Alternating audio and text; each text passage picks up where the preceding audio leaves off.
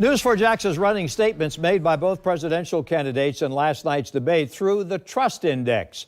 Former UN Ambassador Nikki Haley and Governor Ron DeSantis sparred over a number of subjects, but two statements in particular caught our attention here at News4Jax. Tarek Miner is joining us now with what DeSantis and Haley got wrong in the debate last night. Tarek? You know, it was a wide-ranging debate. They covered a lot of ground. The candidates touched on various topics, including foreign policy, abortion, and aid to Ukraine. But it was the topics of immigration and the cost of living here in the state of Florida that raised some eyebrows and made us wonder if their statements were true, not true, or if voters should be careful when it comes to what they had to say.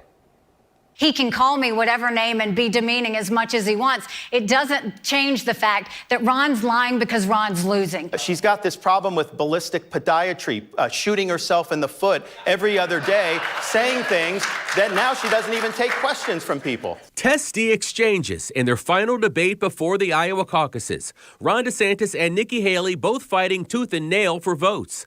Statements made by both candidates caught our attention at News4Jax. The first one acclaimed by Governor DeSantis about immigration and the Biden administration. Biden's let in 8 million people just in 4 years. They all have to go back. We have to enforce the rule of law in this country. DeSantis says since Biden took office in January of 2021, 8 million people have entered the United States illegally. It's a statement that does not coincide with data released by U.S. Customs and Border Protection, which instead says there have been 8 million encounters at U.S. borders, including the U.S.-Canada boundary. An encounter is a term used by Border Patrol encompassing two distinct kinds of events.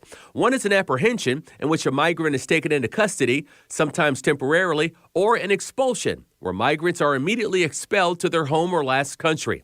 Data released by the Department of Homeland Security shows more than 2.3 million migrants have been released into the U.S. at the southern border since Biden took office, and more than 6 million migrants were taken into custody in the same time period. Both figures are below the 8 million claim. So to the claim that 8 million people have entered the U.S. since Biden took office, the News4Jax Trust Index team gives that statement the rating of not true. Florida is the inflation hotspot. It's the highest cost of living of any state in the country. Seniors are having to leave because they can't afford it. It's documented in DeSantisLies.com. That statement made by Nikki Haley has also come under the microscope because it doesn't jive with data released by the Missouri Economic Research and Information Center. Their statisticians found that the states of Hawaii, Washington, D.C., and Massachusetts had the highest cost of living index, including things like housing, food, health care, and taxes. Statisticians rate Florida as the 22nd most expensive state. The News4Jax Trust Index team gives Haley's statement that Florida is the most expensive state a rating of not true. Rankings do not show that the Sunshine State is pricier than the other 49 states.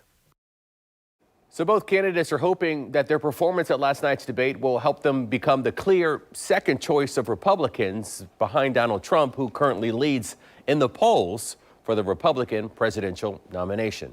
Joy?